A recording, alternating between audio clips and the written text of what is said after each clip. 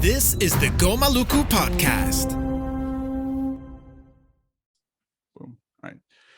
Yeah. So like the story of Mexico was I was invited to the Continental Summit of Indigenous Communications, all right, loosely translated. And that was in 2013, no, 2014. Yeah. Either way.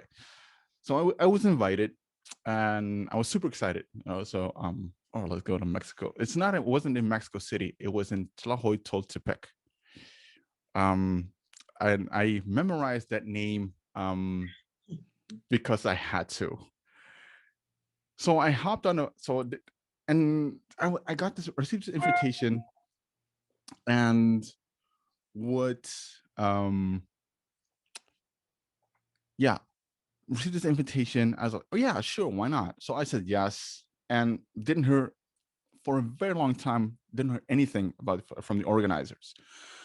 So I was like, yeah, ain't gonna happen. And right after that meeting, I had to be in New York for the third committee meeting. So that was somewhere in September.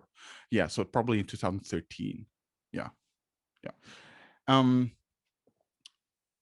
So did not expect an email of, all right, by the way, we booked your ticket. So I'm like, hold on, I have to be in New York. Like I can't. I'm okay. I can do the round trip. I can do Amsterdam, Mexico City, back, and then to New York. I can do that physically, but like, I would lose a lot of time. So I asked him, oh, could you change it from Amsterdam, Mexico City to New York, and then through Amsterdam? Sure, we'll do that. So I was all right. Then let's do this then. So 1 week in or a week and a half in Mexico City. So hopped on a plane, layover in Detroit, which was also cool because it was Motown. I'm a Motown fan. So did a short layover over there, and then flew to Mexico City. But look, when that there's always a point when you do something and you have that uh-oh moment. So I arrived in Mexico City. Go through customs, okay. Pick up your bags, okay. And it was already, by the time it was like midnight in Mexico City. And so I walked out, and that was the uh-oh moment, because there was nobody there. No one with a sign of my name or whatever. And there was no one. And I was like, oh shit, I'm in trouble now. So I waited for like, all right, 10 minutes. Maybe that person is late. 10 minutes, 15 minutes, 30 minutes.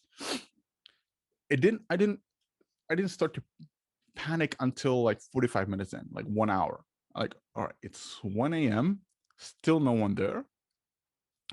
What to do?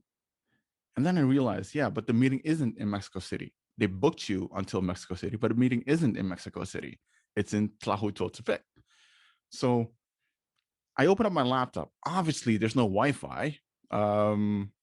So yeah, I'll wait for it. I'm so sorry. There's something at the door. Can you just? That's okay. Yeah. Man, this is a crazy story. Can't believe. Yeah, I don't know if I've told it. No, I don't think so. Anyway, we'll just wait. It's funny. Never had this before.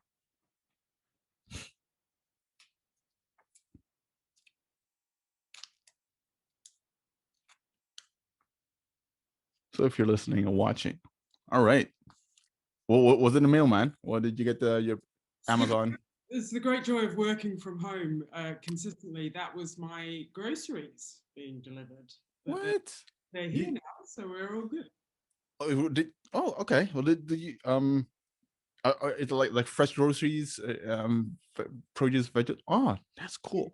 Yeah, milk, vegetables, bread, etc.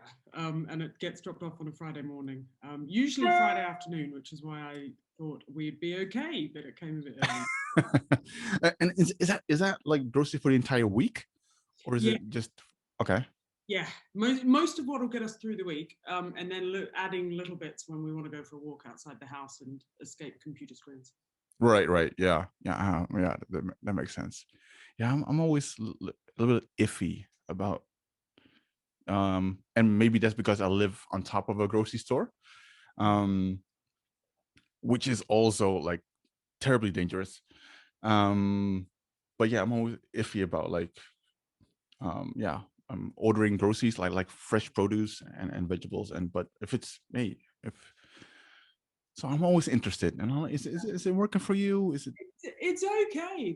The main thing is you've got to be willing to stew it if it's not quite right. So if your tomatoes are coming in a little bit bruised, you just got to make tomato sauce instead of eating fresh. But if you're willing to do that, Yeah. Okay. Oh, okay. All right. Cool. Now you made me believe in online groceries and delivered to the door like this much better. So that's that's good. So you were saying no Wi-Fi in the airport. Oh yeah. No. And your laptop is your only tool. Yeah. And then you realize like there were a lot of gaps in the whole story, as in like you don't have any phone number. All right, by the way, when you're traveling, this is your contact person. Nothing. So that's mistake number, I don't know, 50 on that whole trip. Mistake number one was not asking like the basics. No, I did know where it was going to be, but assuming that it would be in a place where we were, right, at the EU, or in a meeting place. Anyway, I'll get to that in a bit. So what happened was, so here this is me panicking, not knowing any Spanish, and trying to find on the laptop like or any phone number, email. So I emailed any email address that was in that thread of emails of all right, hey, please get to Mexico. I was looking for a phone number, no phone number. Meanwhile, my phone was about to die. At insult to injury. Anyway, so I sat there. I remember I sat there with my laptop on my lap, and I'm wondering, all right, it's 1 a.m. now. I'm outside of the airport, and there's nothing else to do. So I don't know what to do. I need to get to a hotel, but how do you get to a hotel? Which hotel? And is this the end of it?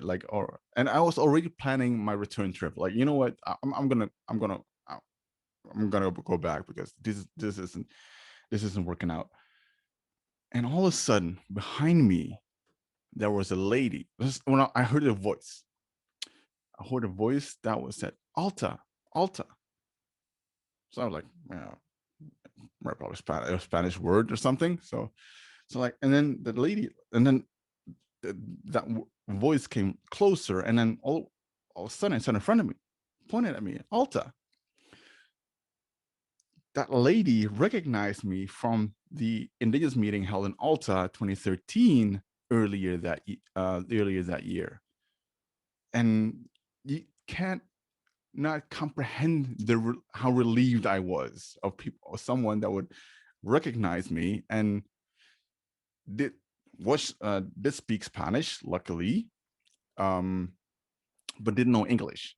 So we had to communicate with almost like sign language, like trying to communicate. Like, all right, how do we? She was in the same boat as I was. But she flew in from from Nicaragua, and so here both of us. So she called some people, and they were like, yeah, we'll put you in the Ramada hotel. All right. So went to a taxi, and we drove to the Ramada Hotel. Arrived at the hotel. We thought that they have booked 2 hotel rooms. They only booked 1. So she called these people again, like, "All right, hey guys, I don't know what you guys are thinking, but we only just met. We just met. We're 2 persons, and usually this works in some kind of setting, but not in this setting." And they said, "Oh, sorry, yeah, we thought Ghazali was a female." And yeah, and you're the organizer of the meeting, right? Anyway, so yeah, took a little bit of time. Meanwhile, it's 3 a.m. 3 a.m. in the morning, and they said, yeah, all right, 2 rooms. You go ahead, go get some sleep. Oh yeah, by the way, to get from Mexico City to Tlahuitoltepec, we have to drive you 8 hours. So please be ready by 6 a.m. So the car can pick you up. So that was in 3 hours. I was like, oh, this is all right. So I had to like flip my narrative, or like my mindset. All right, this is an adventure. Just ride the wave, and don't worry too much about it. It is what it is. All right, so 3 a.m. got into my hotel room, put on like 4 or 5 alarms because I knew I was exhausted. So 6 a.m. a little bit before 6, woke up, packed my bags. Oh, I didn't even unpack. I just threw on some clothes, did a shower, whatever, went downstairs. And there was Wilma, the lady from Nicaragua, that already at breakfast, and the hotel were so, yeah, like they felt so sorry for us that they opened up the breakfast earlier for us. So the 2 of us were having breakfast, like rushing breakfast. And then at 6 a.m., we were ready to go. So we checked out and we waited outside for 50 minutes, 30 minutes, 45 minutes, nothing. So obviously we went back in, all right, and called the people again. Yeah, they're gonna be there momentarily. All right. So what is the frequency like what is the leeway? What's the wavelength? Momentarily was a very broad. They took it very broad because momentarily was not within the hour. 8 a.m., 9 a.m., nothing. And you're dreaming of your bed at this point. Oh, I was in the lounge, in the lobby waiting, and I think I dozed off a couple of times. So we had to like take shifts in dozing off. And then what happened was we got a call. No, she called, or we received a call. I can't remember. Yeah. Road trip is not going to happen anymore.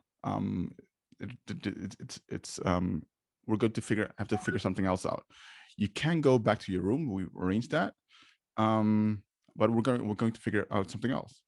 Sorry. Okay. So luckily went back to the room, and I told them like, all right, I'm gonna get some sleep because I've been traveling for 36 hours. I'm not even in my destination. I could have like traveled to the moon and back, and still would have time left. But this we're not. So I need some sleep. So we both agreed. All right, we need to get some sleep, and they would get back to us at 3 p.m. or something. Okay, so went back to the hotel room, went to sleep. 3 p.m. And I'm serious, I'm not making this up. 3 p.m. They rang me up to the hotel room. You have to be at the airport in 45 minutes. Your plane leaves in 45 minutes. So they booked us tickets for Mexico City to Oaxaca. So rushing downstairs, we threw our bags into a taxi, and we raced to the airport. Barely made it on time. flew to Oaxaca, and we all both were like, oh, finally, well, we're getting somewhere. Arrived in Oaxaca, and I just for the just as playfully, I told her like, well, like there's a chance that nobody shows up, that it's still us. She said, no, it's all good. It's all taken care of. It's gonna be a smooth ride from here on in. So arrived in Oaxaca. We checked. We picked up our luggage. Went outside. Nobody was waiting for us. But by the time we were there, it was like 4 p.m. local. 5, 6, 7, 8. Nobody. And that I was looking at like departures, the screen, and there was like Houston at 1 a.m. I was like, if there's nobody, I was seriously considering it. If there's no one here by 11 p.m., I'm taking a flight. I'm really taking a flight. So she and she was also considering that. Like this is crazy. Anyway, so she called again, and then we were told, yeah, someone is going to pick you up. Yeah, heard that one before. So she, and I think it was around 9:30 p.m. that somebody showed up with a car. Yeah, yeah, that's us. All right. So we got into the car. It was a tiny car, but it was like, yeah, well, we're much closer to the place than from Mexico City, so it shouldn't be a problem. We drove through Oaxaca, and at some point I was like, we're driving in circles. Like we're driving and we keep taking a left turn. It's before, yeah. Yeah, like I've seen that guy before, and I've seen this place. I've seen this McDonald's before. So I saw Wilma, and again, like my Spanish was rusty at that. Like, at the end of it, I was fluent in Spanish, obviously. So I asked her, like, all right, and I think we're driving in circles. She was like, yeah, I think so too. So we asked the driver, like, what's going on? Like, why are we driving in circles? Yeah, we have to pick people up. And it was a tiny car. Like, oh shit, okay.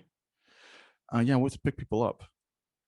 But the problem was he didn't know who to pick up. He didn't know how to look like. He just knew there are three guys with suitcases waiting as somewhere in Oaxaca, near the center, that he was supposed to pick up. So I was checking this car, like, it's never gonna fit. It won't fit.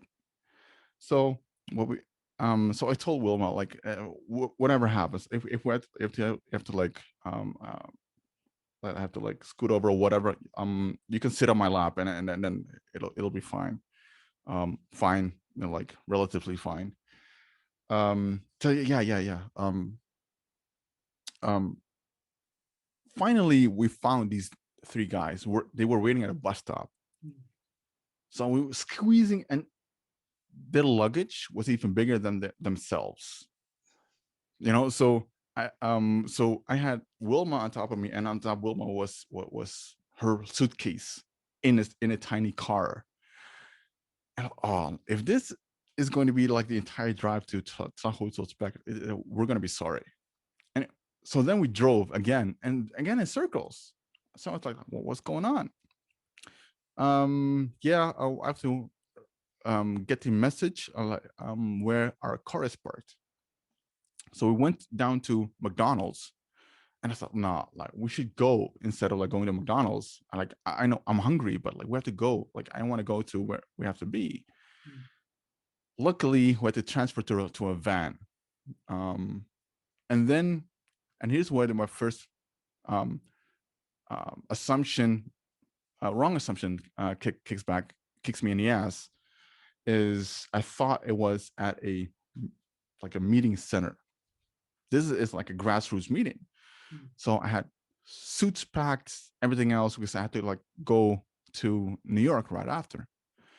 I came to realize that when we had to, so we drove to Tlahuitoltepec, and somewhere down the mountain there was they stopped and like, all right, this is your check-in, this is your registration office. So we stepped outside the car, and I stepped into a pool of mud. So I was like, okay, this is not a meeting where suits are required or whatever. This is not that kind of meeting. And I saw a tent, so they opened up the tent, and there was people with an iMac, all right, and taking registrations, and then registered, went back into the car, drove further up the mountain, and up the mountain there was, this is it. This is what they said. This is it. So I got out of the car. We all got out of the car, and he pointed somewhere into the dark. Yeah, this is where you have to be. This is where you go to sleep. I'm like, what is this? All right. You know what? I just follow the crowd, and we'll see what happens. And followed the crowd into like a big, and walking alongside a big warehouse. Use a torch feature on my phone, and then open up the door of that warehouse, and there were people sleeping on the floor on mats and sleeping bags. So that's when I realized, oh yeah, this is nowhere near the meeting that I anticipated. So I don't even know. I remember how I got onto this whole story, but this is in terms of experiences of flight experiences and in Mexico, and still my Spanish sucks, but I think there's a long-winded say of saying welcome to welcome to the show. Welcome to the conversation. Yeah, that was crazy. Yeah, it's a great story. I mean, I have an enormous optimism when traveling that everything will be fine, and it does end up in situations where you think, I could have done a bit more research. I could have prepared myself a little bit more for what I might be hitting. But so far, I've been working for nearly 30 years. No, 20 plus years. And so far, nothing's gone wrong. Nothing's gone catastrophically wrong. I've been lost and stuck outside of airports and at border crossings where I'm in the wrong country and trying to desperately get into another one. But nothing's gone. I mean, the optimism is generally okay. So far, anyway. So stuck at border crossings? I never had that one before though. But is that how is that feeling? It's not a bad one. I quite like land crossings. It's a whole different kind of people who walk over the land crossing between countries versus people who are doing the flying. And I quite like land crossings because they're just completely different. But the one I got completely wrong was I was working with an organization called UABDU, which is a Batwa organization in Uganda, and they're a great outfit. And I've known Penina, who sort of heads the organization for nearly 20 years now, I think. And I was visiting for one of the first times ever actually to where the organization worked. And she said, it's fine, fly into Rwanda, grab a taxi to the border, we'll pick you up from the border, and then we'll bring you into where we're working. I said, yeah, sounds absolutely great. I'll do that. So I flew in, I grabbed my taxi. I literally said, could you take me to the border with Uganda? And they said, yeah, sure. And then off we drove. And beautiful, absolutely stunning drive. And then we got to the border crossing and I hopped out of the taxi and I got my rucksack and I've got my passport and I'm thinking, all right, I'm ready to go. This is fine. I joined this enormous queue of people who are all lining up to cross over. They're sort of day laborers and things. And I could finally get to the front of the queue. And then I cross the border and then I get my phone out and say, hey, Penina, I'm here. I've done it. I can't see you, but I'm standing here. And she said, oh, that's weird. I'm standing here too, but I can't see you anywhere.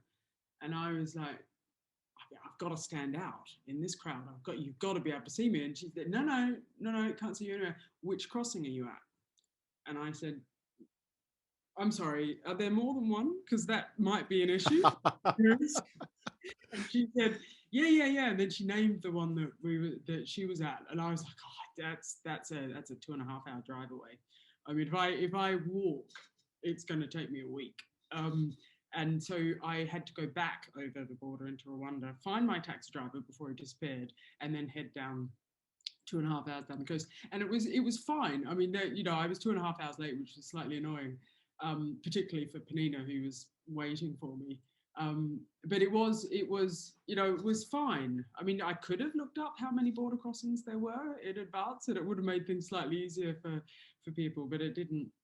Not a catastrophic outcome.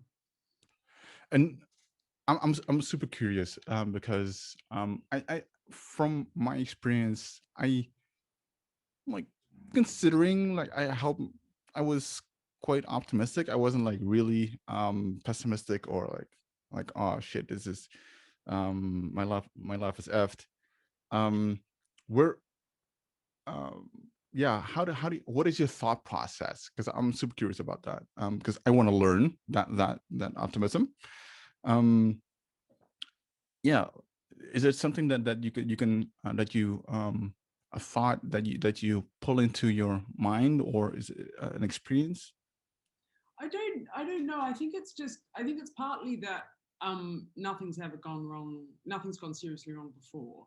So I'm working on quite a solid assumption that nothing will in the future. There's not much to back it up. I mean, things do go wrong, but I've sort of travelled with so many people into so many places, and it's always worked out. And it's partly that the people I tend to travel with or to are just really flexible and friendly and supportive and sort of open.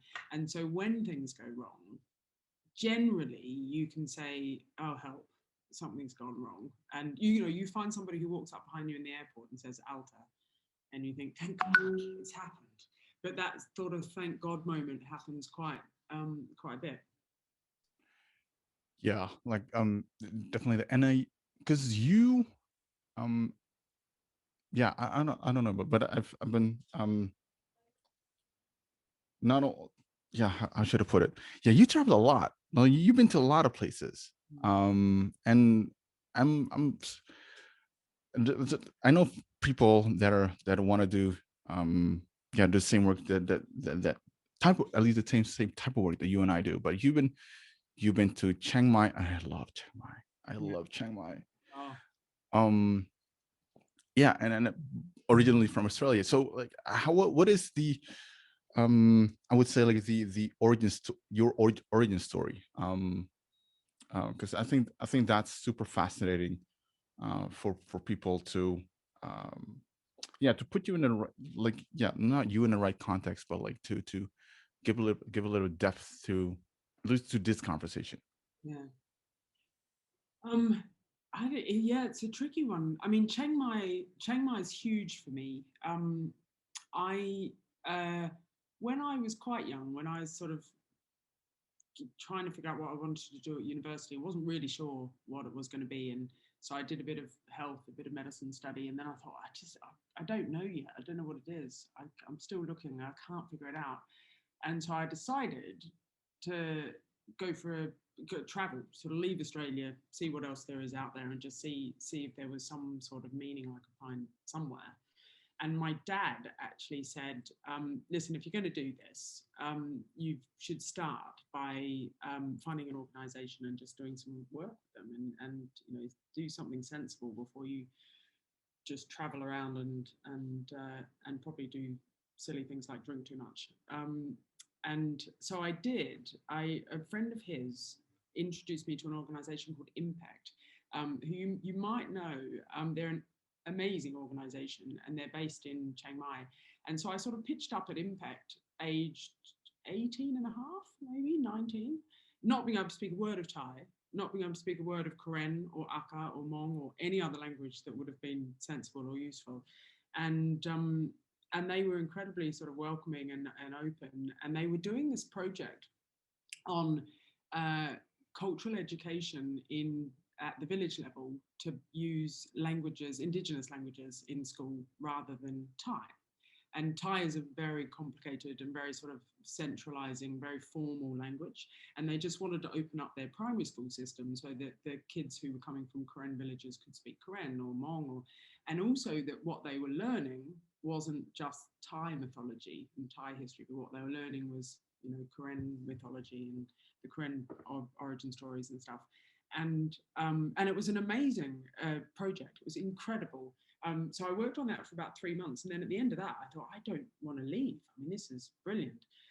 So I ended up working with Impact for, I think it was 6 years before I left.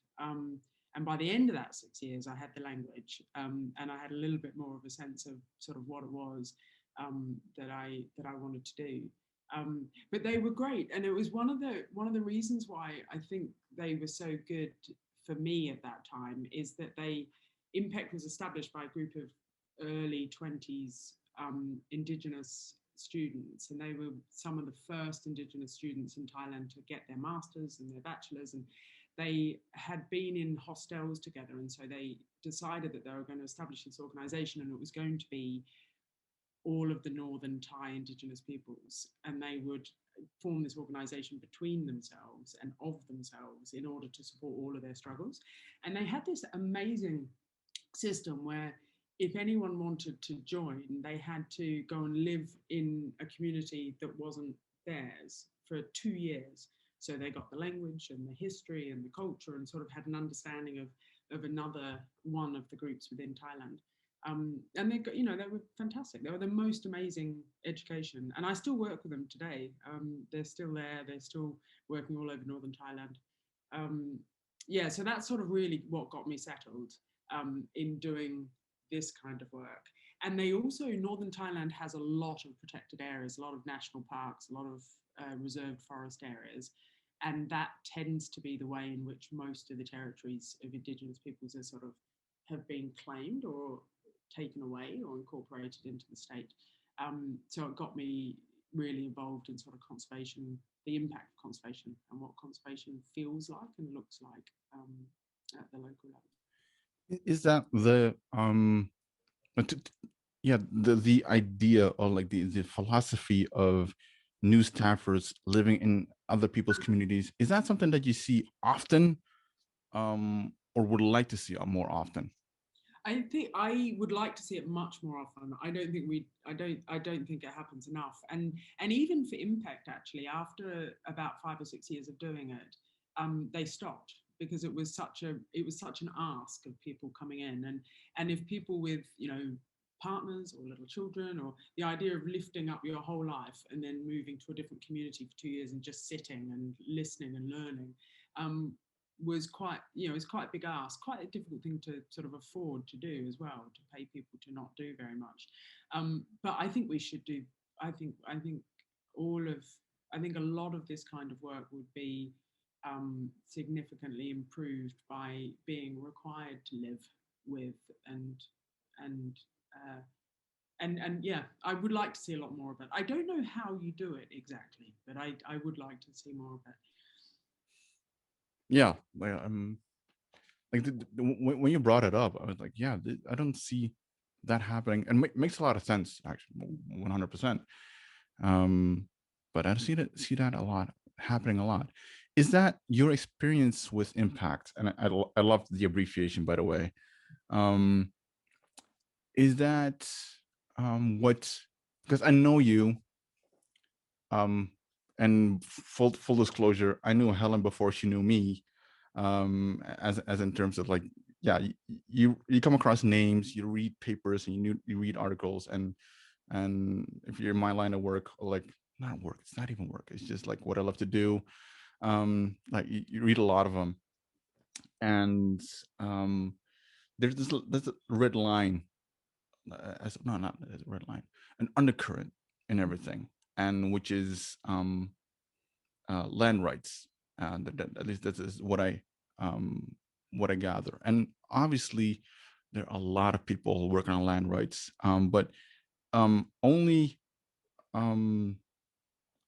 in your whatever you do, whatever you post, whatever you write, I can see like front and center land rights.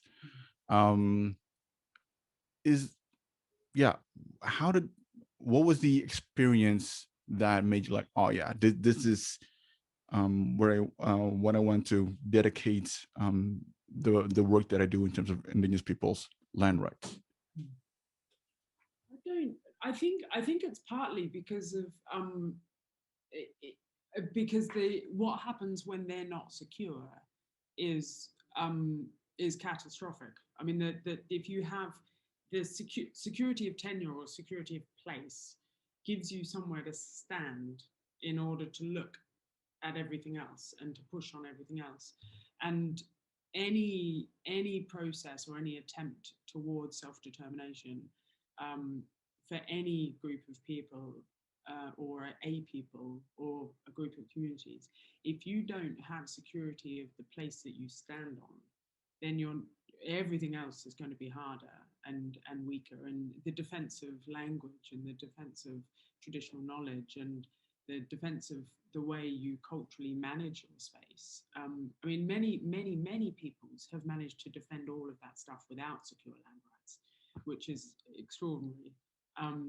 But if the security of the land tenure is there, it totally changes the battle. And there's massive power disparities that exist anyway in the world.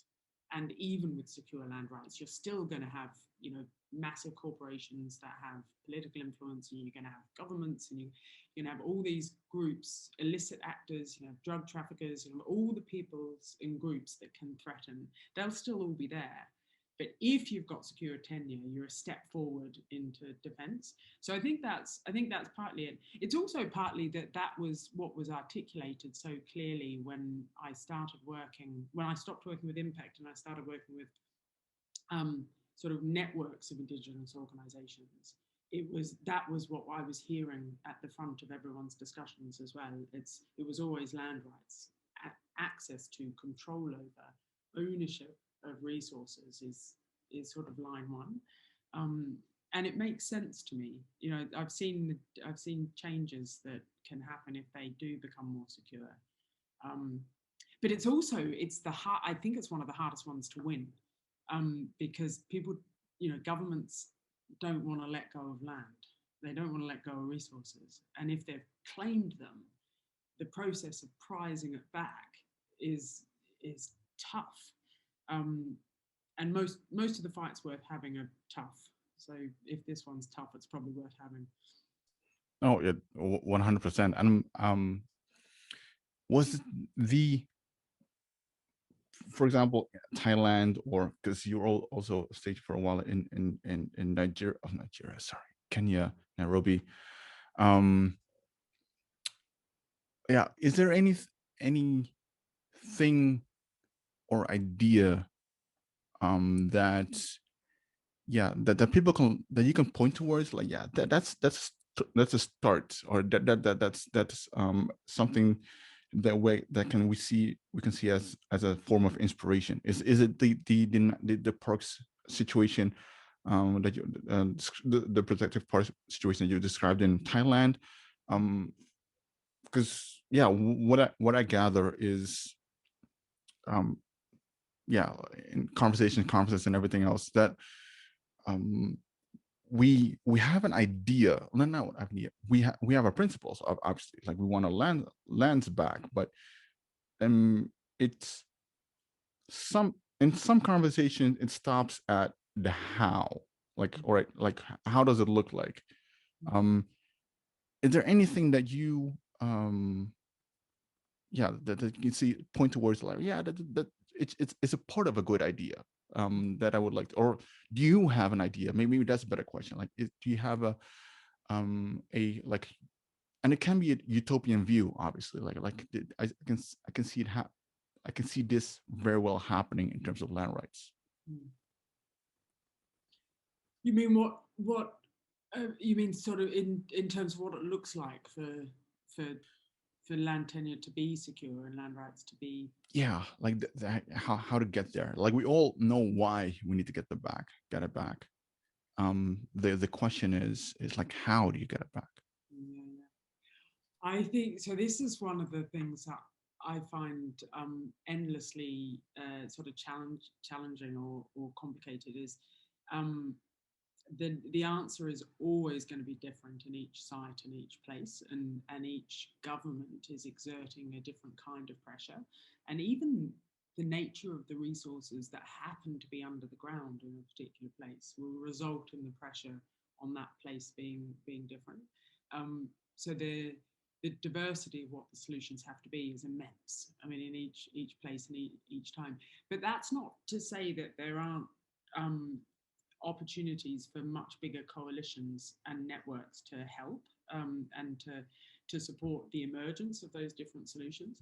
And one of the things that I think Impact had a really big impact on me about was it wasn't one Indigenous people who set up the organisation, it was 6. And they were making a decision that all of those 6 would be stronger in concert than any one of them would be alone. And it's the thing that really struck me when I stopped working in Impact and I started working at it's another organisation which has an incredibly long name called the International Alliance of Indigenous and Tribal Peoples of the Tropical Forests. And that sort of, that was one of the earlier attempts at a global network of Indigenous organisations. And what I saw immediately was exactly the same impulse of we are stronger together than any of us will be independently.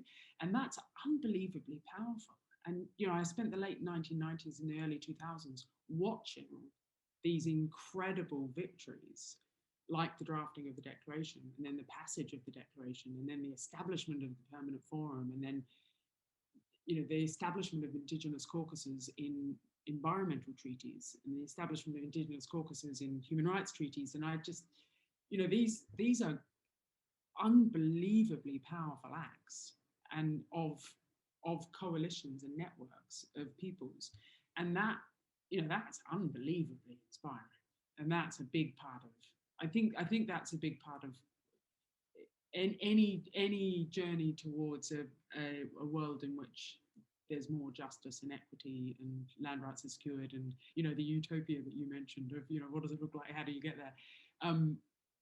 One very big part is that kind of mutually respectful networking stays around and grows and gets stronger. I mean, it's incredible. I mean, you must see the same thing. That level of impact in the space of about 25 years is extraordinary. Yeah. Definitely want to talk more about coalitions and coalition building and the impact of it. One question actually is quick sidestep. What I ask a lot of people, but I first time that I asked it in a podcast, is we all see the Declaration as a monumental place in time, and it's like the passing of the Declaration is a moment where I was there when I heard it. What can you remember bits and pieces of it, or have a story to share? What did you do, or where were you when you heard that the Declaration was adopted? I was in my living room in Bangkok. I was working with UNDP at the time, and I was in my living room. It was really late at night because of the time difference. And I was sitting there with some friends and we were just chatting, and my friends were of Indigenous background. And we weren't even really thinking, because we didn't really think that was the day it was going to happen. We were slightly distracted by the whole thing. And I remember one of their telephones beeped, and text message came through, and he was like, oh. And then his face just completely, and he was like, it's happened. I mean, it's been adopted. It's good. And all of us were just like, but and it was weird because we were so far away from any of of the sites in. We were just we were having dinner. We were just chatting after dinner, and then this thing dropped into the room, and there was a declaration, and there hadn't been one before, and it was and we were all like, so what do we do now? I mean, we have to celebrate, but what do we do? And so then we spent the rest of the evening calling other friends who were involved, had been associated or involved in the discussions in some way, and just going, oh my God, did you hear? Oh my God, did you hear? And it was just a whole, it was good. But the thing that I think about the most with the declaration is I wasn't involved in the discussion of the content of the declaration, at all. I knew it was ongoing, but that was being done by others. But I use the declaration a lot. So I've become much more familiar with the text afterwards than beforehand. So I knew it was politically important, but I hadn't really engaged in, what Article 33 said. But since I have, and my respect for the drafters of the declaration just gets bigger and bigger by year, because you think, how did they tackle this conundrum? And then you look at it and you think, that's not a bad solution to the, it's quite extraordinary. And the issue of definition of Indigenous peoples and the solidity of the declaration in saying, not our business, we're doing this, we're not doing that. And then gender and how male and female roles are and how you respect the diversity of that, and that's all in there too. I mean, they're the two things I think, if I was going to say anything about the declaration, it was great fun when it passed, but I didn't know that much about the content. And then since, this sort of drumbeat of, this is an excellent approach to a lot of different complicated conundrums. Yeah, it is. I was when I heard that the declaration was passed, actually my mom told me, and I was like, okay, now what? And then people asked, like, all right, we have the declaration now what? And then my mom in all her seriousness, now we just continue working. And which is actually true. Like it's not like you have to celebrate, obviously, but you have to also like work on top of work with it. And I 100% agree. I have to admit, when it passed, I was like, okay, but more in terms of, I don't know what this means. Like, I'm like, yeah. And then the more you use it, you're like, oh, these guys are genius. Hey, oh yeah. And then you hear the origin story, the battles that they fought, and like the whole idea, like something that struck me as a major epiphany was when somebody said it, is that the declaration is written as how Indigenous peoples see the world. All right, I get that, rights and everything else. Yeah, but it's more than that. Like, it is all the provisions are interdependent, interrelated, and like it's a holistic document. And that's when I like, yeah, you guys are geniuses. Seriously, it was. I'm thinking of doing, like, letting people from the likes of Kenneth there, like, hey, you guys, here's a microphone. You just explain the growing pains, like explain how things came about. Because I think it's fascinating, because we take I don't want to say like we take the declaration for granted, but we need to know like how did it came about. And for example, is a biggie like self-determination. It is a thorn in the eye of states, and yeah, so that because we got it in there in the form that it is most serves us, that you should be using it. So yeah, it is definitely. Thank you for sharing, by the way. So like where you were and how you thought about what you think about the declaration. And it is I'm always interested in where you were when it happened. I remember I was on a boat, but yeah, you were at a much nicer place in Bangkok. So you talked about coalitions and alliances. Is that is that something that Indigenous people need to do more in your view? Are we doing it the right way? What are your thoughts on that? I don't know that I would have a really strong opinion on whether it should be done more or less. What the thing I think is complicated now is that there are so many different processes and so many different areas and so many different places where it's important for Indigenous voices to be heard. And it feels like it's a much more complicated space than it was 20 or 30 years ago. So it's moved from sort of, you used to have the Working Group on Indigenous Populations and not much more than that, maybe the World Congress and a couple of conservation spaces. And there was a bit more, there was the Rio Summit and other spaces as well. But now it's, there's hundreds of certification schemes that businesses have set up to certify their products, and every one of them has an impact on Indigenous rights in some way down the supply chain. And then you have not only the Permanent Forum, but also the Expert Working Group, but also the European Commission and how you've represented the European Commission. And then it's just multitudinous now. There's so many different spaces. And because there's a recognition that it is right and appropriate and proper that Indigenous representative voices are in those spaces, I think it's just really, it's a lot. It's a lot for any Indigenous organisation that has a global perspective or a global outlook. They have to be tracking a lot of stuff.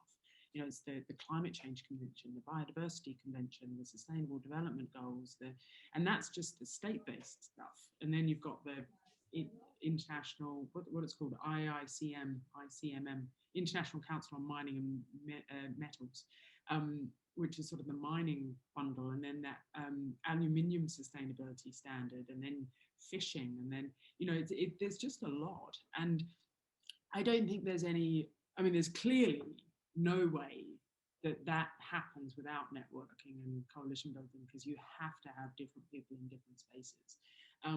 But the thing that I think is just incredibly impressive about the Indigenous movement is that there's so many moments at which the different elements of the movement sort of check in with each other and sort of maintain a commonality rather than dispersing.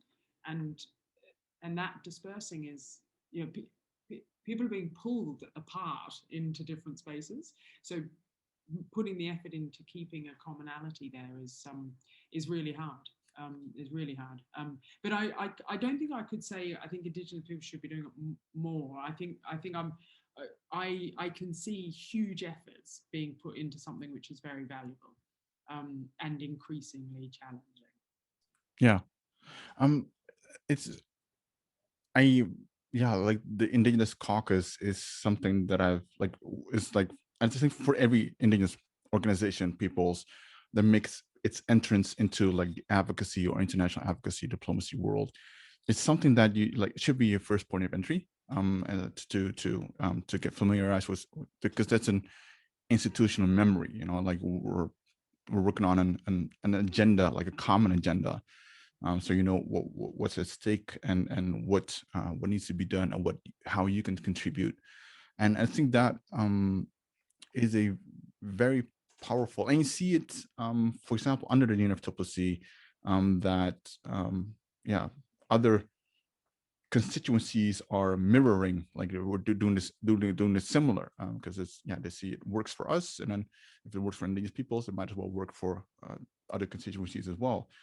And I think that is I think a alliance coordination, it's like consolidating and coordinating. I think that is super important, and already and it's only growing, like the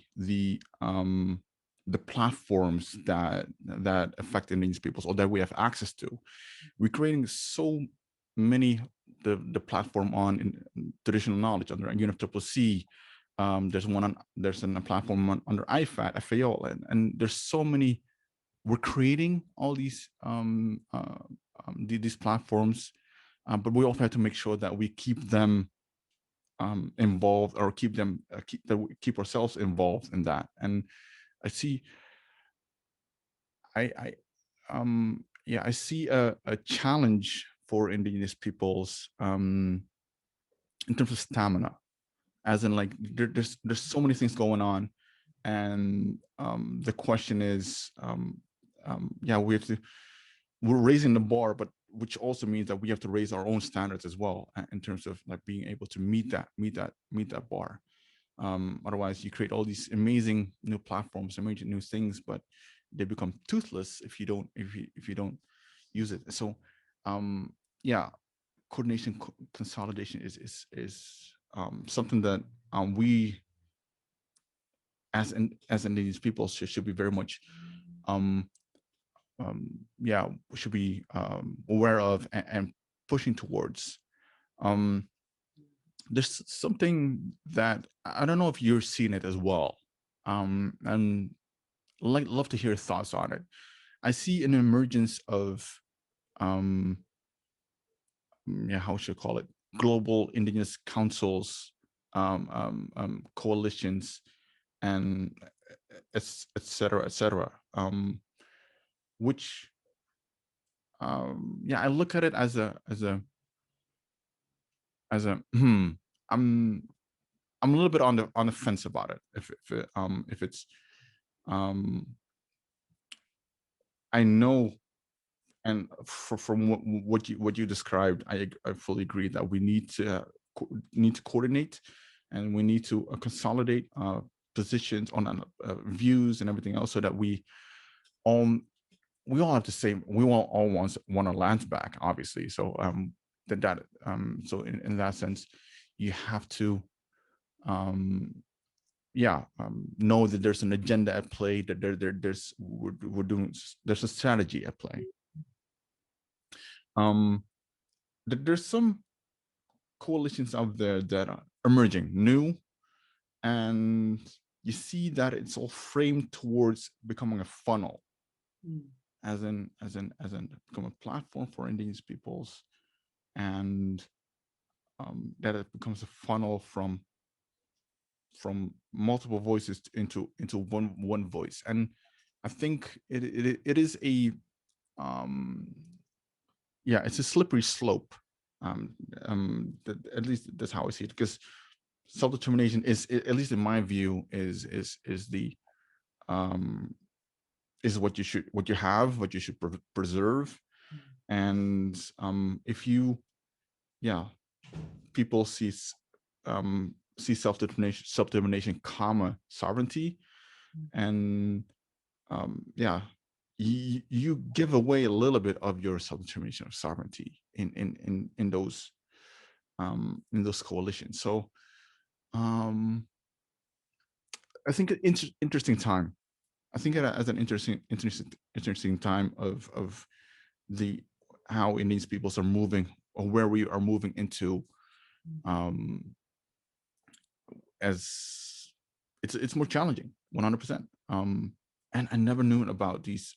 We talked about mining and mining of metals, International Council on Mining of Metals. Yeah. Are there any indigenous peoples involved in those processes? Or? Yeah, they're so they got close to adopting. They have an Indigenous Peoples policy, but they spent quite a long time talking about free, prior, informed consent as a principle, and whether they would.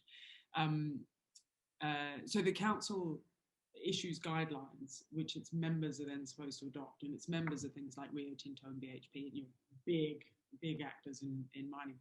And they have a really, really long discussion about free, prior, informed consent. I think it was 2004, 2005, and there were some very strong Indigenous voices in there at that time. And then led partly from the Philippines, because the Philippines was, as you probably know, mining and dams in Indigenous territories in the Philippines have been two of the things which have galvanized Indigenous advocacy there. But yeah, the mining and metals one is, it has done some, it's created policies which are good, But the challenge, and you'll know this as equally as well as me, or probably much better, the challenge is always you secure the global thing, and then you need to get that thing implemented at the local level. And so the fight is only ever, it's a circular fight, and you have whatever you get globally, you then have to use locally, and then you use the local lessons to demand more local. It's a sort of a cycle. And I think that's part of, you were talking before about the emergence of global coalitions and sort of global sort of representative frameworks, and I think that that is really, really difficult. And I think the International Alliance that I worked with in the early 2000s did a lot of good stuff, but it couldn't be a global voice for Indigenous peoples, because there is no single global voice for Indigenous peoples. There just isn't. And what happened in the early 2000s is quite a lot of states and business industry groupings and stuff felt that it would be much easier if there was a single voice for Indigenous people. So they started to create spaces where one person could sit. And the International Alliance was like, well, you're an international alliance, so you must be the voice. You can come in and be the voice. And that the International Alliance couldn't hold steady under that level of pressure, because it couldn't be what it was assumed to be. It never claimed to be it. It never said we are the one Indigenous voice of the world. Rightly, it never made that sort of claim. But there was quite a lot of both states and industry bodies that wanted it to be. And so it was, it then sort of collapsed under that pressure. It still exists, but it exists as a smaller network. And I think the same pressure still comes to bear. There is this sort of back and forth tension between networking and coalitions make your voice stronger, but the bigger your network and coalition, the fewer voices are expressed. So there will always be a pull back to smaller groupings as well. And I think that's really healthy. I think one of the principles of never block anyone else's voice, or never say you're representing someone you're not, is really healthy. And the idea that a regional grouping will never speak on behalf of a national grouping or a local grouping, or shouldn't anyway, and should always let that voice sort of come through. It's challenging though, because the pressures are immense. So the response to those pressures needs to be very strategic, as you pointed to earlier. Yeah, because it is, and thank you for explaining that, like giving that example. It is very helpful in for Indigenous peoples in general to look at things, because I believe that we need to like something that we have our voice, we have our own voice, and and I think that that's one of the strong points actually of Indigenous peoples also, is that we recognize that you have your own voice and I have my own voice, and there's you said very well, like there's no one voice of Indigenous peoples. I think that is I'll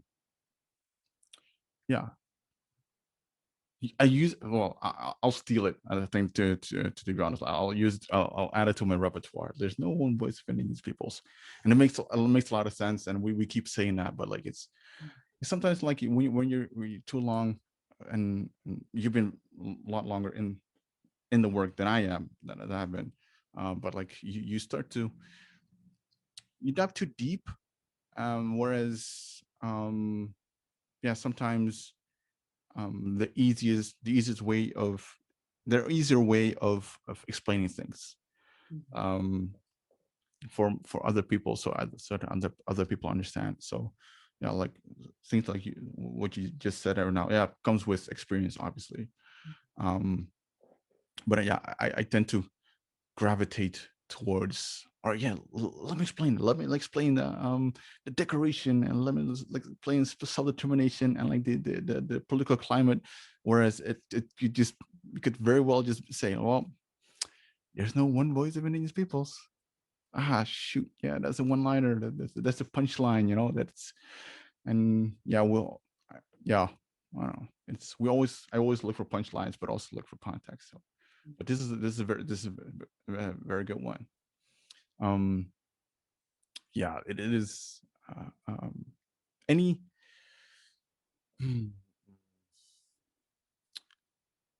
I sense. Yeah, how should I say it?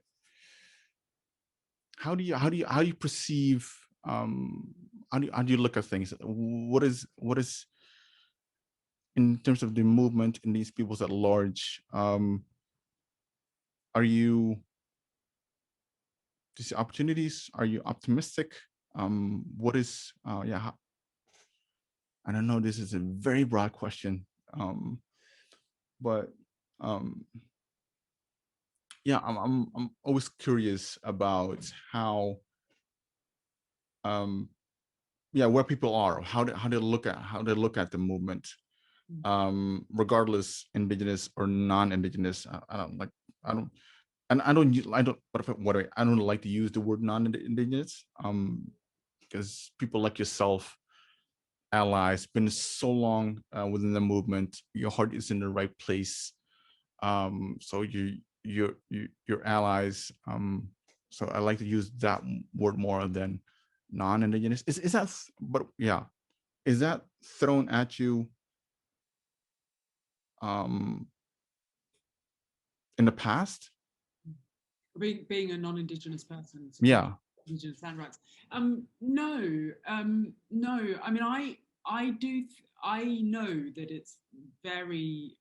It's very important for me to remember and understand and constantly realise that I'm a non-Indigenous actor in a space that belongs to other people and should belong to other people. So it is rarely pointed out by others, but it's something which is very core to the way I choose to involve myself in this work. And I had I had a moment which I expect probably most non-Indigenous people who work in this work have at one moment or another of perhaps it's time for me to move to working on something else. I mean, it's not, the Indigenous movement is super strong and will survive perfectly well without me. So whether there was another fight that I should engage in, and whether that I should sort of shift, and then I decided not to for a couple of reasons. One of them was that I think it's a really important fight, and I think changing the way power works in our world is really important. And I think the role of Indigenous peoples, particularly territorial spaces where Indigenous peoples are, really don't have, it's not just or equitable or fair or right the way that Indigenous territories and peoples are treated in the global economic system. So it's a problem. And it's not fair to just turn away from the problem and say, that's not my thing. I don't have any responsibility to fix that problem because I'm not Indigenous myself. And I think actually the opposite is true, that if you're more of the economic system, which is the problem, you probably have a slightly bigger responsibility to pay attention to it. And the important principle for people like me is absolutely never try to take leadership within the space, but to sort of constantly approach it as, what is the best thing I can do to help this fight move on a little bit further than it is at the moment. So if you're coming at it as a sort of a question, then I think there's space for people like me. I think if you come in with an answer, then you've probably made a mistake, and you're not going to be a particularly helpful person. And it was quite useful for me at the very beginning, that because I had this really like low-level entry position, which is where everyone starts working at the International Alliance. And I was basically just the information officer. I was the logistics officer. But it meant that for a whole number of years, I was supporting bringing caucuses together. never speaking at them, but just bringing them together, buying the flight tickets, getting the translators, getting all of that sort of stuff. And so I had a spectator role on the evolution of power within these Indigenous groupings. And if you get a spectator view on something as inspiring as that, it's quite hard to let go of. So I didn't want to leave the fight.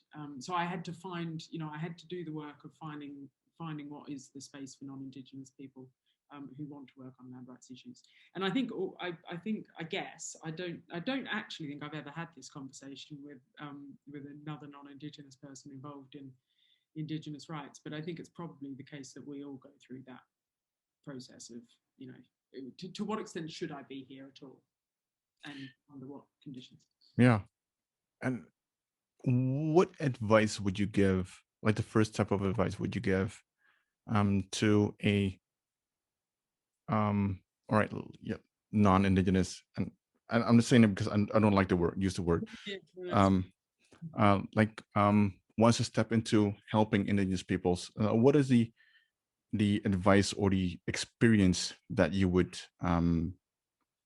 give them? The advice would be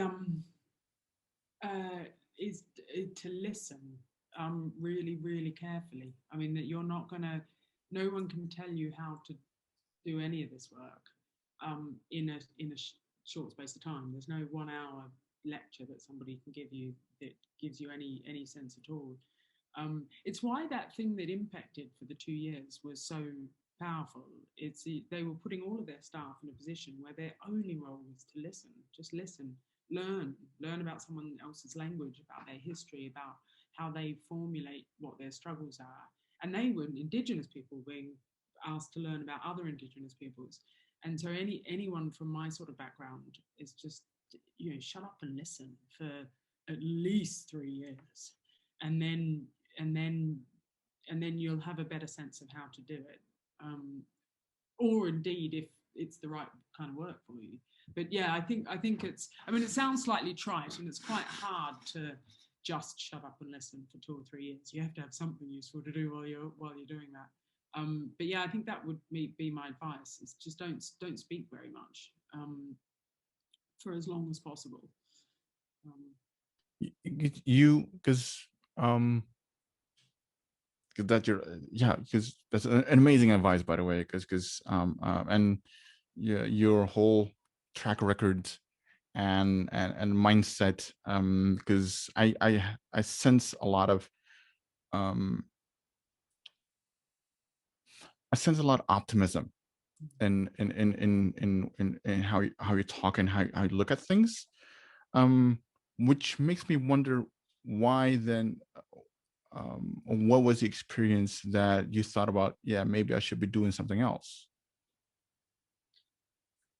It was just the knowledge that, the Indigenous Caucus spaces are really, they have to be really sacred and really sort of protected. There's a huge number of NGOs and civil society actors and stuff who have slightly different agendas, who would really, really, really like to be in that space and moving the agenda, or sort of trying to have some political influence. And and rightly, that needs to be, civil society has its own space, NGOs have their own space, and then there's Indigenous people, and they just have to be recognised as being different. And understanding that made me realise that I was trying to be in both. I work for an NGO and I support Indigenous organisations and caucus spaces.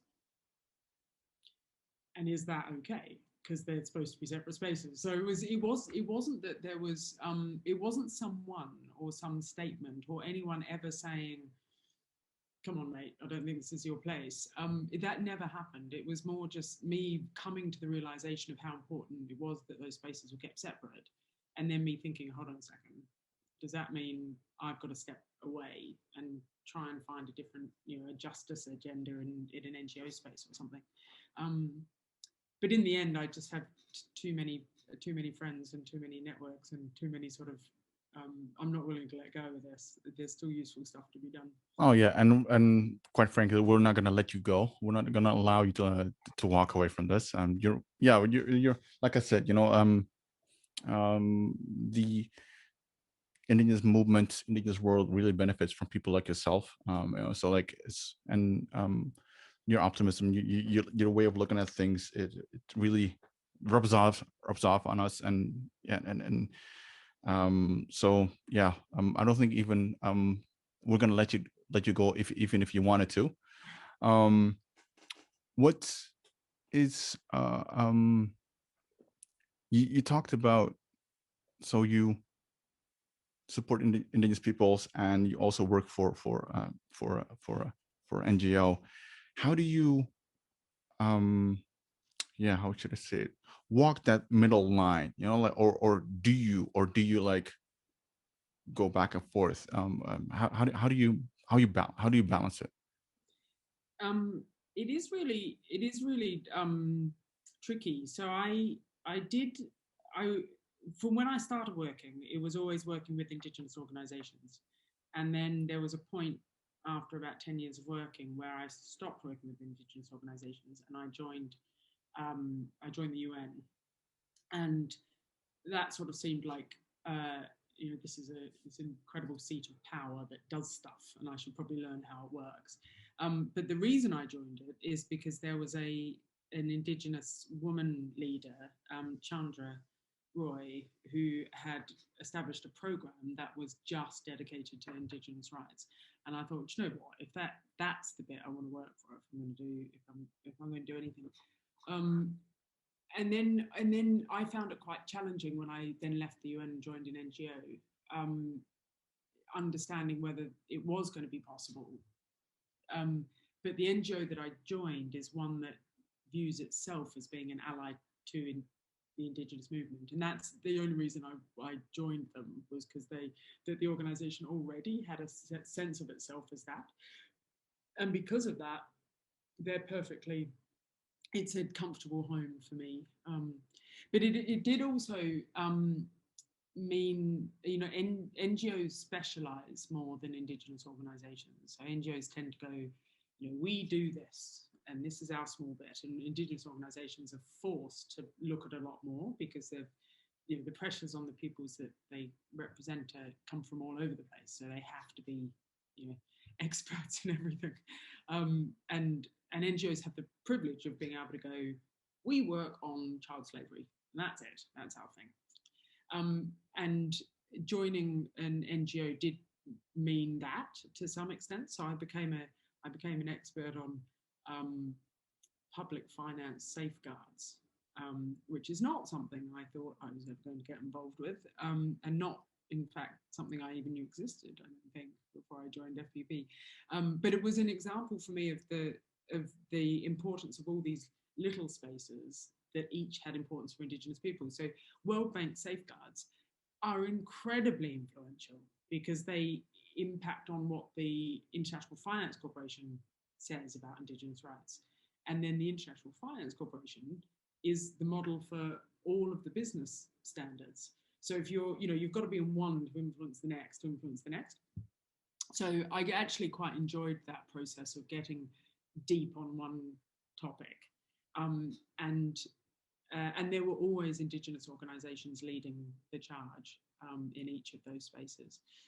So it was always I was always able to do it as an ally rather than as an expert, which meant that it was okay. But now I've been at FPP for almost 14 years, so it looks like I won't be going anywhere. It seems to be. Yeah, you 14 years. Wow, that's quite a long time.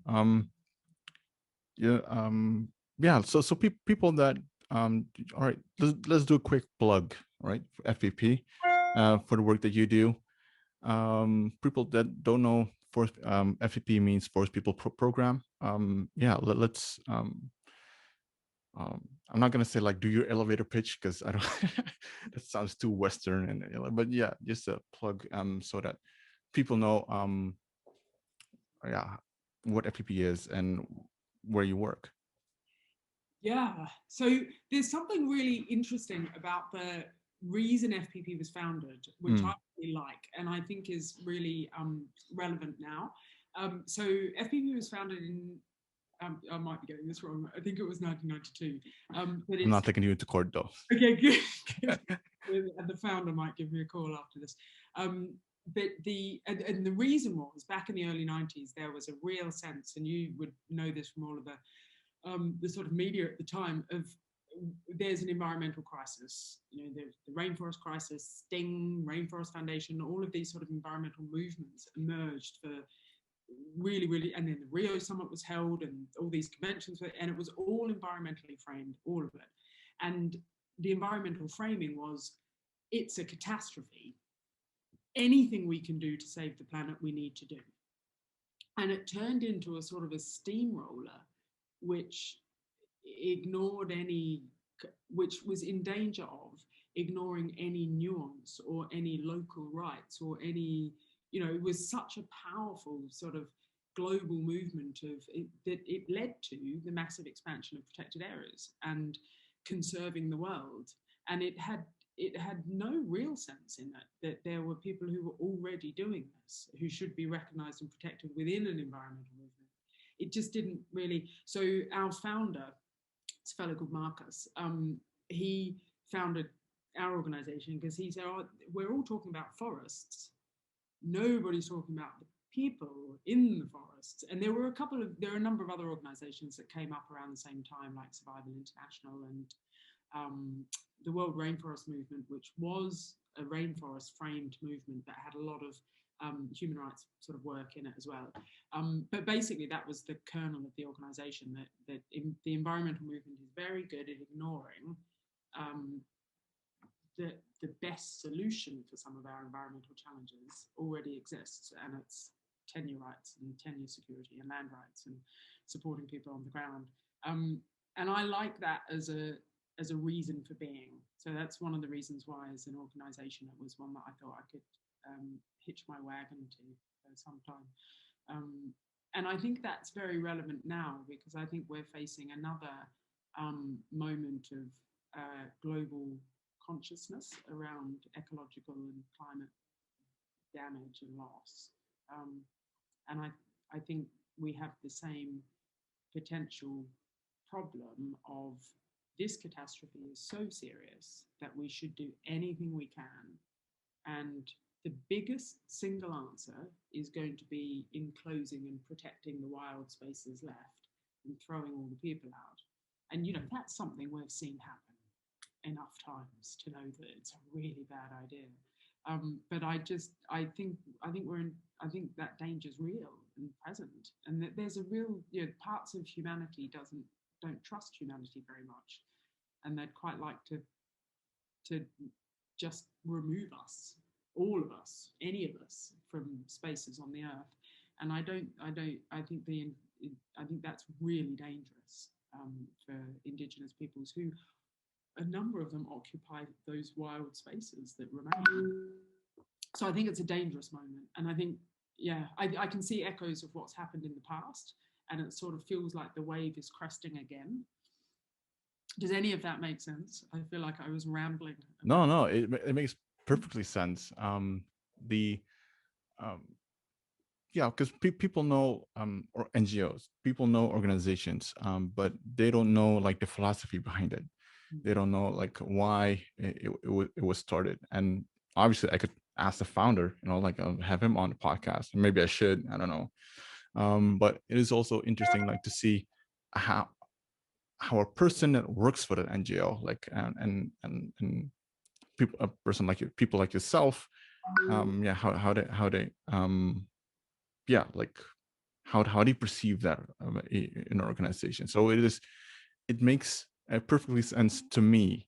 And dare I say, like, if it makes perfect sense to me, then it makes perfect sense to a lot of other people as well.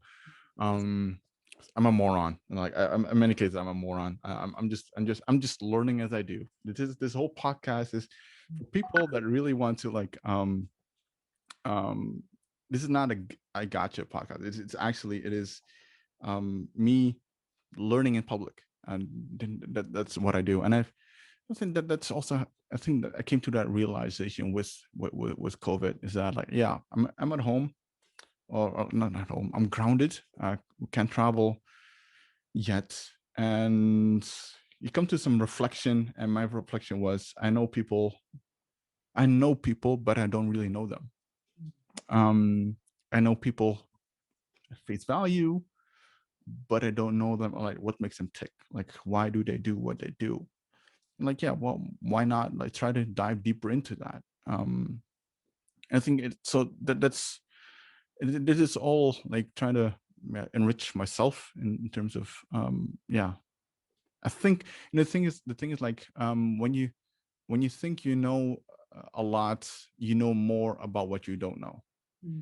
And so somebody said it. I'm stealing it, so don't quote me on it, because I just stole it from someone. I just can't remember who said it, and I probably also butchered it as well. Yeah, it is, yeah, just a reflection and realization that that there's so much to learn, so much to know, which is me. Is my long-winded way of saying, yeah, you make perfectly perfectly sense. Yeah, I know you have yeah, you have a hard stop in a couple of minutes, or in a so could you do like a rapid fire question thing? Yeah. Go um because terrifying. pardon me. So this is terrifying. Oh no, Rapid fire no, question.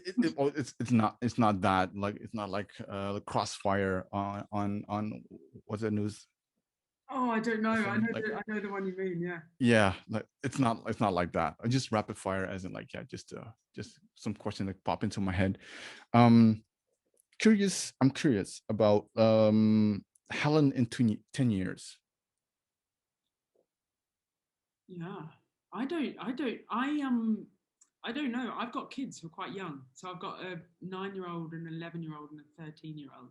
Maybe that's not quite so young anymore. Maybe that's one of the teenager. I should probably stop saying they're young. So in 10 years, I've got a bit more freedom back. I mean, I love them. They're amazing. But it does mean that, I am based in London most of the time. And what I would really like to do is get back to spending more time in the places and spaces that I'm supposed to be working with and for. So I'd like that to be the case. Also, I'm Australian and I've been in Europe for 14 years, and I'm not European. I don't like, it's not my space. So if I'm still here in 10 years, something's gone terribly wrong. So Asia Pacific, Australia, hopefully, and spending more time. I've done a bit of international policy work over the last sort of 15, 20 years, and I'd quite like to do less. I'd quite like to be doing a bit more sort of just in one place work that lets you get a little bit deeper. And I think that work can be more rewarding. Whereabouts in Australia are you from? Down south, Adelaide. Down south, Adelaide. All right. Adelaide, Nairobi, Chiang Mai, or London? So Chiang Mai 10 years ago. Have you been to Chiang Mai recently? Chiang Mai was less than 1 million. It was about 500,000 people when I moved there, and I think it's almost getting up to 3 now. I mean, it's a big city. There's another place outside of Chiang Mai called Chiang Dao, up in sort of Mae Hong Son direction. Maybe there. I mean, Chiang Mai is great because of the incredible organisations that are based there and work there. But I think I'd want to be a bit outside of Chiang Mai. Yeah, so we could see Helen and the fam in Chiang Mai in 10 years, or Chiang Dai. And I love Chiang Mai. I've been prior to the World Conference. We it was our hub, because AIPP was facilitating a lot of the meetings. So yeah, like 2012 until 2014, we went to like Chiang Mai, like, I don't know, twice or at least 3 times a year. loved it. Absolutely loved it. That's wonderful. Um, So here's a trip down memory lane. mm, AIPP used to be based in Bangkok, and when they moved to Chiang Mai, I was working with the then staff of AIPP to find their first office. really? Yeah, and it's Oh. as they have now, obviously. The one when you were there, did they have the one that Joanne supported the building of, the really big eco-friendly one? Yeah, like they just opened up that eco-friendly building. Yeah, Good. yeah. Because I've never been to the old office before though. It was, And they now have an indigenous hotel. Yeah. In Chiang Mai. Sorry, yeah, shameless plug. Yeah. The Ina Hostel, and it's managed by a fellow called Song Pon, who is excellent, and it's a wonderful hostel. I keep trying to hold as many meetings as possible there, but I've only succeeded twice. Okay. Well, there's hopefully when everything opens up, you can continue to do that. Yeah. So, all right. Next one is realism or optimism. Optimism, definitely. How so? Because there's a whole lot of really, really good stuff going on all the time, and we seem to forget about that quite a lot. And I don't think optimism means letting go of realism entirely. I think optimism has to be sort of mixed with it. But it's, I think the way our media and our news work drives us into a view of negativeness, and it forgets all of the brilliant stuff, all the local small brilliant stuff which is going on all the time. So I tend to optimism. And what the people when people tend to optimism, there's always a process that they go through. Is there yeah, maybe process is not the right word, but yeah, they have a yeah, because they had like when there's something happen, they go through a thought process. Yeah, maybe is the right word. To flip it to optimism. Do you have a something along those lines? I don't know. I think the main piece for me that gets back to optimism is I really have a huge faith in people. I think people are good. I think the vast majority of, if I think of all the people who I've worked with over my entire life, they are all doing good, and they're all trying really hard to do good against quite a lot of challenges. And I think that for me is when something goes wrong or there's a sort of a disaster. I think my first thought is who are the people engaged in this problem, and and what are they doing already, rather than what's the great big solution that can come in from the outside.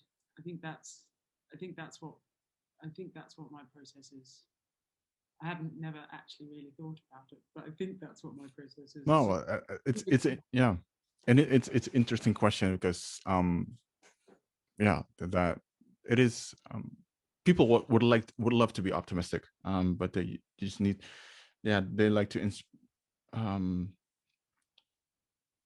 seek motivation or inspiration, like to really bounce back. And yeah, I think that's it. The way to bounce back from a adversity and to flip your mindset into optimism. And everyone has their own process, and so I'm always fascinated by that.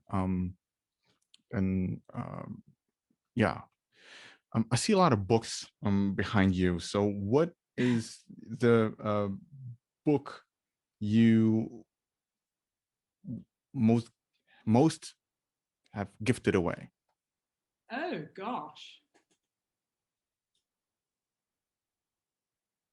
I don't know. I think there's one recently which I read, which I thought was so good. I've bought, I think, for about 7 people so far, and I only read it 6 months ago, so it's a high accelerating curve. It's a book called Dictionary of Lost Words, which is this wonderful book about feminism and people who work on little things for a long time. and create something big by little actions over a very long period of time. And it's wonderful. It's a really lovely book. So Dictionary of Lost Words is the most recent sort of, everyone should read this book. And then there was a set of books that were published by the International Alliance back in 2002, maybe, called Our Knowledge for Our Survival. And it was a regional set of cases, all Indigenous authors, and then a national set of cases. And I think the number of those books, which I shuffled around and sent to people and made them read, is probably the biggest single set of books ever. Out of print now, unfortunately. It's a great book. Oh shoot! I was about to say, like, where can I get it on Amazon? Favorite book? I love books. I love books. I'm gonna ask like 4 or 5 questions about books now. Do you know what? I don't know my favorite book off the top of my head. I'm just looking at the publishing house that is most strongly represented in my shelves is IGIA, the Danish Indigenous Rights Organization. Yeah. So there are more books published by them than by any single other organization. So they're my favorite publishers. Favorite book? I don't know. How do you pick one? I don't know. I don't know either. That's why I'm asking. Yeah, I don't know at the moment. My current favorite book is the Indigenous Caucus to the Biodiversity Convention published a book last year called Local Biodiversity Outlooks, and I think it's amazing. They published the book? Yeah. Man, how come I'm always late to those things? Can I show it to you? Yeah, sure. Yeah, so I know how to order it and where to order it. Dun, dun, dun. It's massive. It's massive. It's huge. What? Yeah. So that is 50 different Indigenous and community researchers researching their local contributions to biodiversity protection.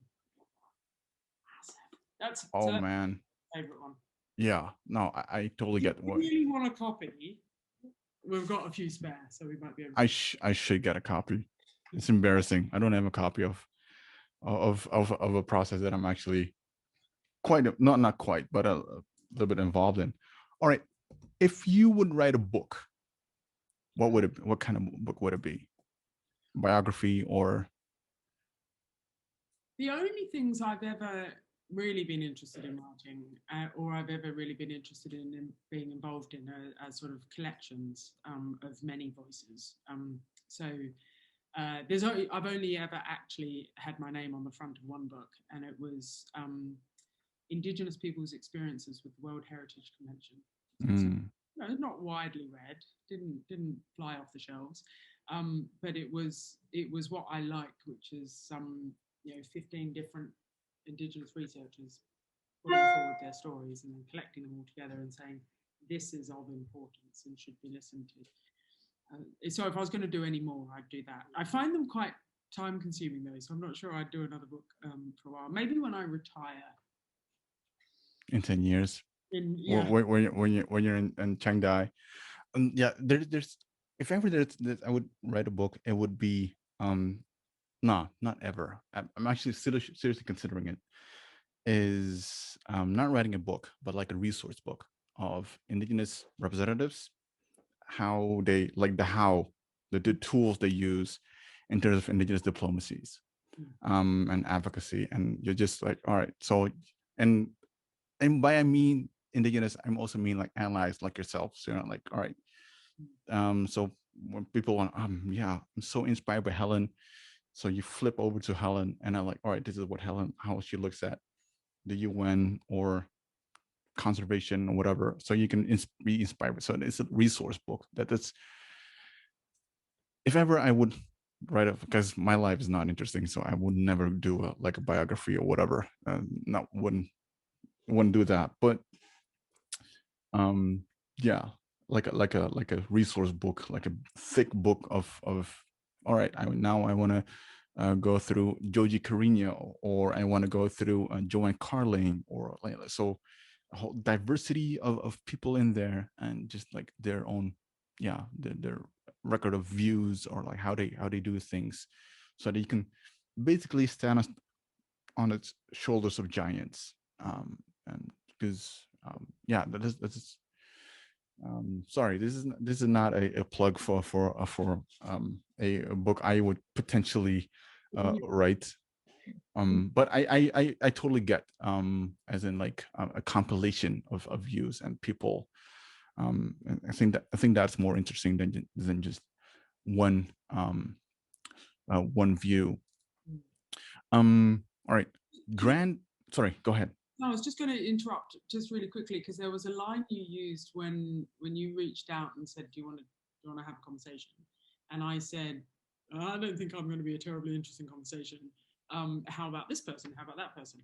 And then you said a line which made me think, all right, then I'll give this a shot, which was, I said, I'm not a particularly good storyteller.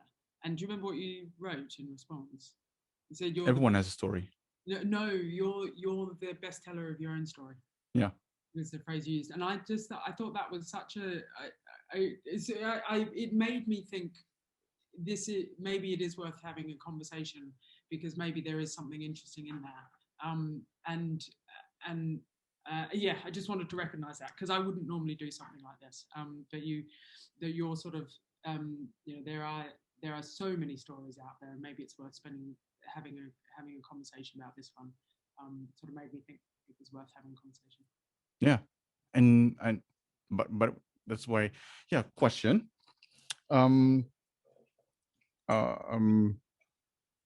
Yeah, did you like your? I'm looking at FGS Indigenous World actually right now. It's crazy. You talked about it. I'm just looking at it right now. Your story. I think I already know the answer to it. Finished or unfinished? Oh, totally unfinished. There's a lot. My kids are only like 12.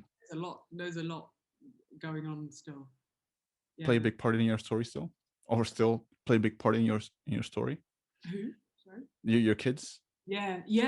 I mean, they have to. They're sort of the center of everything.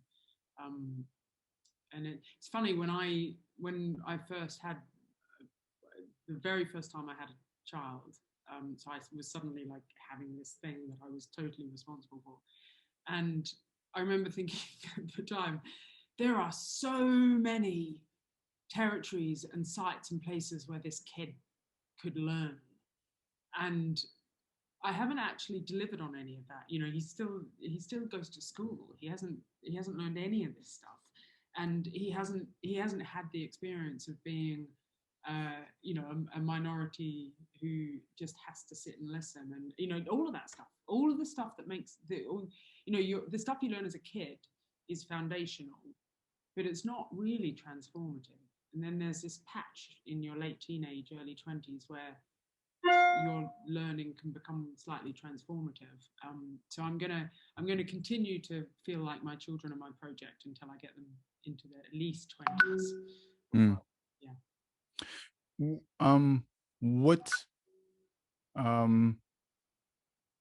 for your kid, for your teenagers to understand their mom, where should they travel to? Definitely Chiang Mai. And I mean, the people who I worked with there, they're still my dearest friends, and they're the reason I do most of what I've done since I lived and worked there. My grandfather, who was 90, almost 90 at the time, he travelled up to Chiang Mai to visit when I was there, and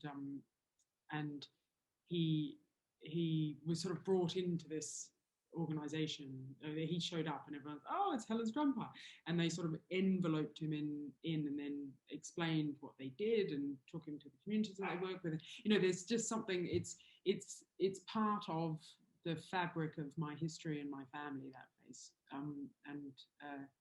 It's awkward for my kids to go there because they don't speak the language, and it would take a bit for them to be there. But it's core to me, and it's also core to what I'd quite like them to be interested in doing. but then there's Australia, and the far north of Australia, and the Indigenous protected areas and the territories and the places in Australia are they're some of the best examples of the way things can be transformed and made better. So Australia's there too. Thailand and Australia.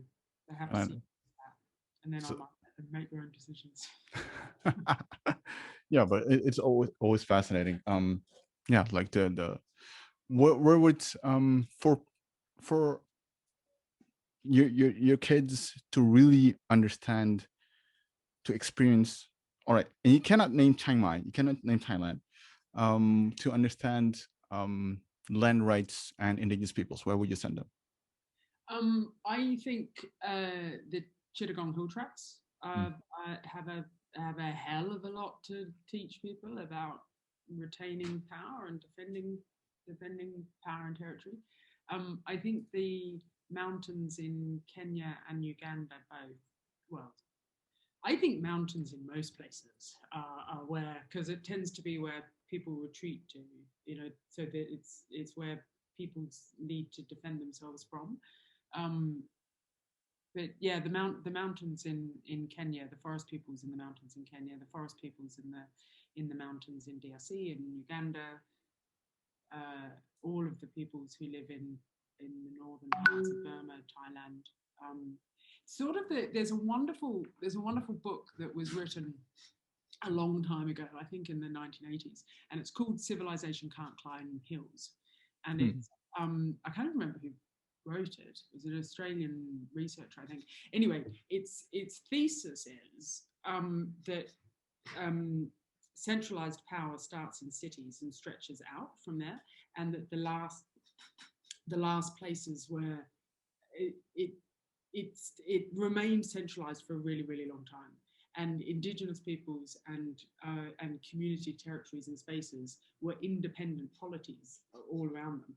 And in Southeast Asia, what that functionally meant was all the river valleys were civilizations, and then all the mountain tops were indigenous peoples and other communities, and there was a sort of an independence and a self-determination and almost a sort of radical anarchy in the spaces beyond civilization, and that's the way it was said by people who lived in the valleys. It was framed as beyond civilization, but then when you go up the mountains, it's not beyond civilization at all. It's the experience and the practice of a different form of civilization. And I think that was a very roundabout way of saying that my kids need to climb mountains. But it's more than mountains. It's the kind of power that sits outside of cities and outside of centers. All right, final question is an easy one. Mountain climbing or surfing? Oh, so the last time I surfed, I broke my foot. So I might be getting too old for that. It's possible. No, it's still surfing. Still surfing. All right, Helen, thank you so much for getting on the podcast. Really appreciate it, and keep on doing what you're doing. Really love your energy, your work, you as a person. The indigenous world really needs people like yourself. So I've been talking about like Helen in 10 years, but hopefully it is 10, 20, 30, 40 years that you keep doing what you do and keep doing what you love. That's the hope, definitely. Thank you for asking. It's quite unusual for me to not just attempt very much to stay in the background, and it's been an interesting process, but it's been really fun, and also I've gone into places in my head where I haven't been for a while, so it's fun to go back to those places and about those things again. Well, I think I see that as a very very big compliment, that I taken you to places where you don't necessarily, not necessarily, but like don't go regularly. But the people that are in the background also deserve once in a while a spotlight, and to to share their story. Everyone has a story, and yeah, who's better to tell it than you yourself, right? Yeah, exactly. All right, thank you so much. And yeah, you have a meeting. I have a meeting in a bit in a bit as well. I have a full day scheduled. Yeah, that's the perils of COVID. I would assume. Oh, but maybe we will meet in person for a beer at some point in the next 12 months. Oh yeah, are you Glasgow? You going? Yes. By the looks of it, Glasgow will be the first in-person meeting. It might be. Kunming is technically before it, but it's much more likely to be blended. So I don't know who'll actually show up in person. Yeah. I heard the special Secretary General quite a difference in mandate. I heard a statement that that would be likely the first full in-person meeting, but then again, we don't know what the requirements and like vaccine or passport, whatever, but we'll see. If you're going, and if not, I'll try to make a stop over in layover in London, and then we'll do some fish and chips or whatever you do, whatever you do in London. So yeah. All right. I'll let you go now. All right. Bye. Have a good day. Sally, you too. Bye. Thanks. This is the Gomaluku Podcast.